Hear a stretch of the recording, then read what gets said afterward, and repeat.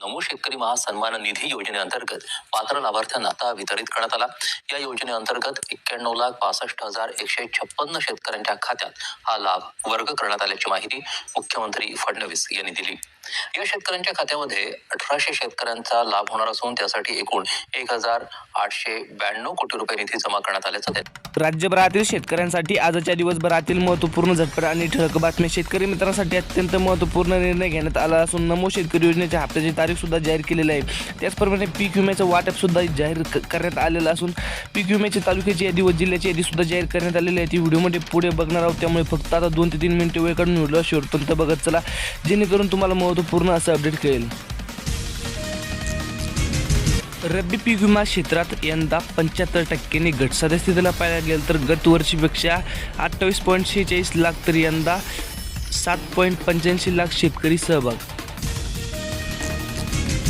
कापसाला प्रतिकूल हवामान, बोंड अळीचा मोठा फटका, कापूस काढून हरभरा पेरणीकडे शेतकऱ्यांचा कल। सद्यस्थितीला पाहायला गेलं तर कापसाला बोंड अळीचा मोठा फटका बसत असल्याने शेतकरी आता हरभऱ्याकडे कल करल्याचं चित्र पाहायला मिळत आहे।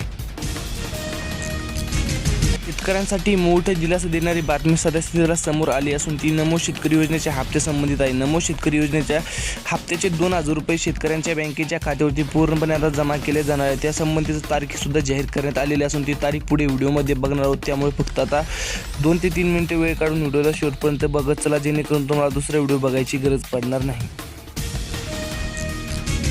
सांगली बाजार समितीत नव्याने गुळाची आवक, संक्रांतीसाठी विक्री गुळाची आवक दरात 150 रुपयापर्यंतची वाढ। अंड्याच्या दरात पुन्हा तेजी, मागणीमुळे शेकड्याला 750 रुपये मिळत आहे दर। नंदुरबार ते सोलापूर थंडीची लाट, हुडहुड कायम, हवामान विभागाकडून सतर्कतेचा इशारा। महा-डीबीटीवरील सर्व पूर्वसमाप्ती लॉक, शेतकरी अडचणीत, राज्यभरातील प्रकरणे अडकली। सद्यस्थितीला पाहायला गेलं तर शेतकऱ्यांवर महा-डीबीटीवरील सर्व पूर्वसमाप्तीचे लॉक असल्याने शेतकऱ्यांवर मोठे संकट पाहायला मिळत आहे। त्यामुळे शेतकरी मित्रांनो, तुम्हाला रोजच्या रोज ठळक महत्त्वपूर्ण बातम्या जाणून घेण्यासाठी आत्ताच चॅनलला सबस्क्राईब करून टाका।